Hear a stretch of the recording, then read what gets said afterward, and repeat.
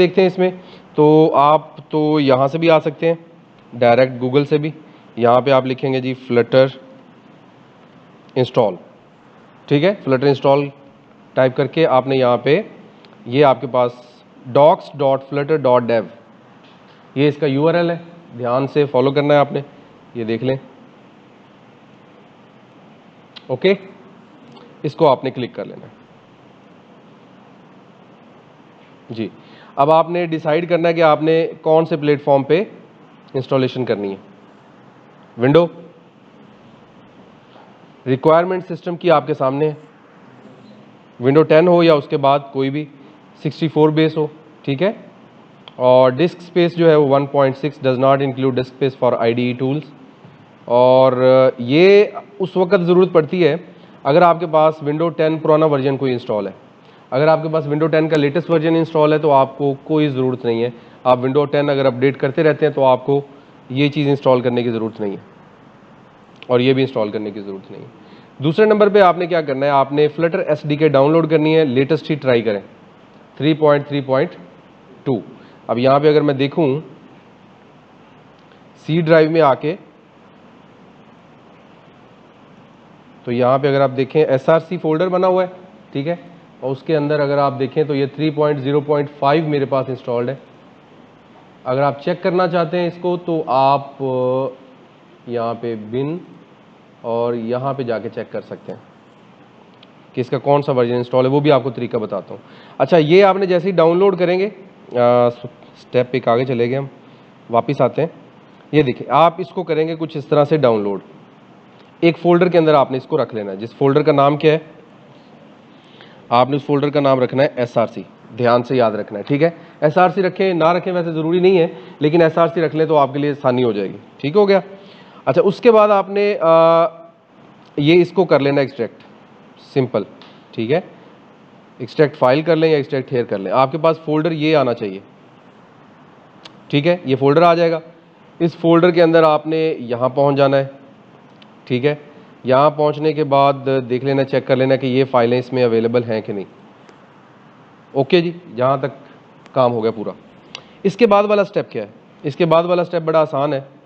आपने क्या करना है, अपडेट करना है पाथ को, पाथ विंडो का पाथ, यानी अभी विंडो को तो नहीं पता कि what is Flutter, Flutter framework कैसे काम करती है, तो हम विंडो मशीन की रजिस्ट्री फाइल्स के अंदर जाके उसके सिस्टम वेरिएबल्स में, यूज़र वेरिएबल्स में जाके उसको पाथ देकर आएंगे ताकि वो इसको अंडरस्टैंड कर सके और उस किसको चलाना है, बेसिकली इन फाइल्स को वो चला सके।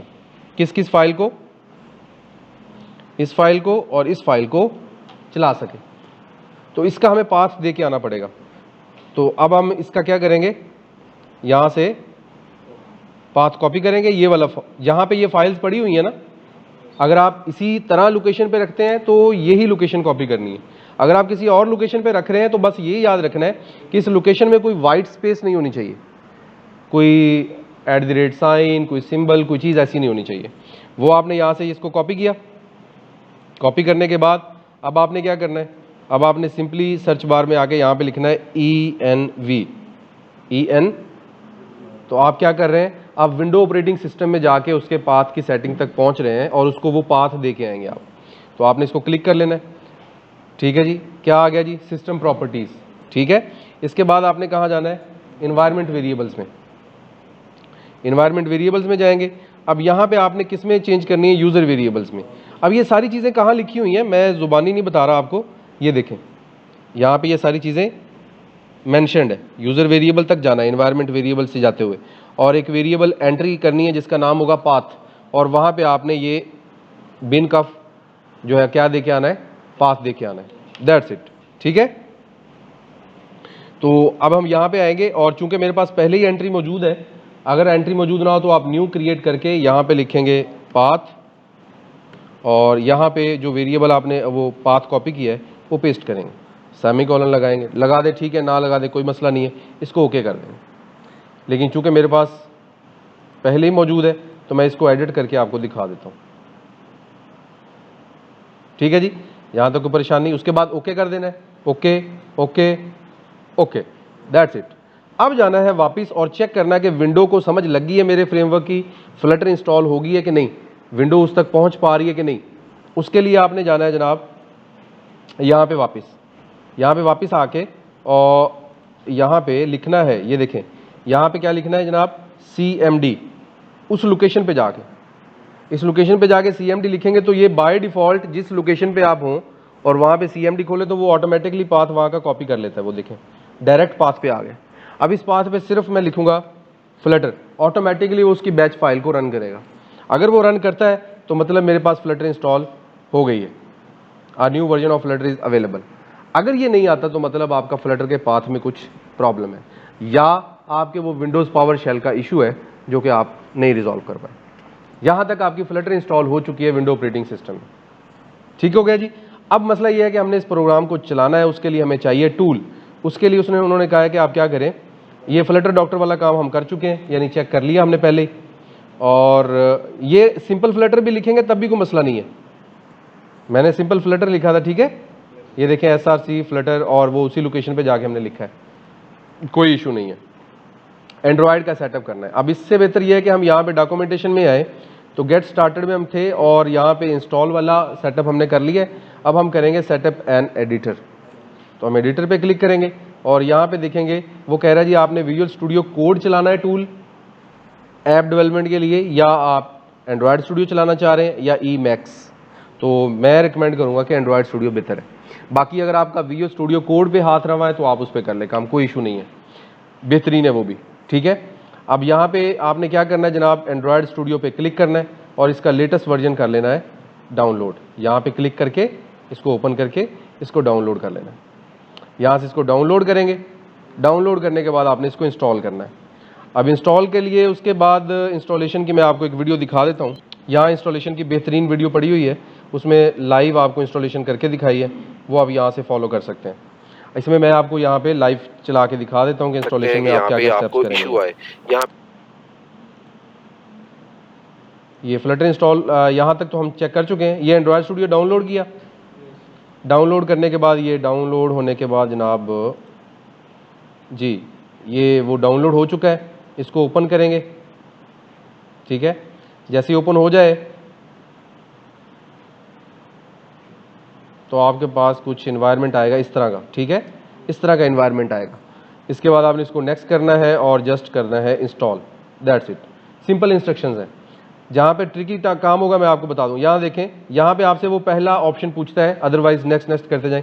यहाँ पे पूछ रहा है कि जी कॉन्फ़िगर आर इंस्टॉलेशन डायरेक्टरी, यानी पहले अगर आपने इंस्टॉल की है और अब आप दोबारा से इंस्टॉल कर रहे हैं तो पहले वाली सेटिंग इंपोर्ट करना चाहते हैं कि नहीं। तो मैंने उसे नीचे ऑप्शन सेलेक्ट किया हुआ है, डू नॉट इम्पोर्ट सेटिंग्स, क्योंकि मैं फर्स्ट टाइम इंस्टॉल कर रहा था, ठीक है। Do not import settings, okay okay करें। ओके करने के बाद ये दोबारा रन हो जाएगा। और जी ये अब यहाँ पे थोड़ा सा ट्रिकी पॉइंट होता है, जैसे ही वो यहाँ पे लोडिंग करता है तो आपके पास नेट स्पीड अच्छी होनी चाहिए। अगर वो यहाँ पे कुछ फाइल स्किप कर गया तो वो दोबारा आपको बताएगा नहीं, वैसे ही आगे चला जाएगा। वो ये समझता है कि जैसे ही ये दोबारा से एंड्रॉयड स्टूडियो ऑन करेगा तो मैं दोबारा से ग्रेडल्स और ये सारी चीज़ें इंस्टॉल कर लूँगा, लेकिन तब आपको आते हैं फिर एरर्स धड़ाधड़, और वो फिर आपसे हैंडल नहीं हो पाते। तो इसलिए यहाँ पे नेट स्पीड आपके पास अच्छी हो तो ज़्यादा अच्छी बात है।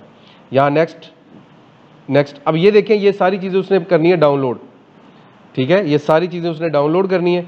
नेक्स्ट करें। यहाँ पे आपसे पूछ रहा है वो कि जी आपने इन सब चीज़ों को आपने अलाउ करना है इंस्टॉल करने के लिए। यहाँ नीचे एक ऑप्शन मौजूद है एक्सेप्ट का, ये एक्सेप्ट आपने क्लिक करके ये सारे इनेबल हो जाएंगे।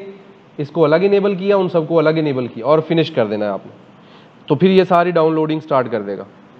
तो तकरीबन ये 15 मिनट या 20 मिनट लेगा, नेट स्पीड पे डिपेंड करता है ये, ठीक है।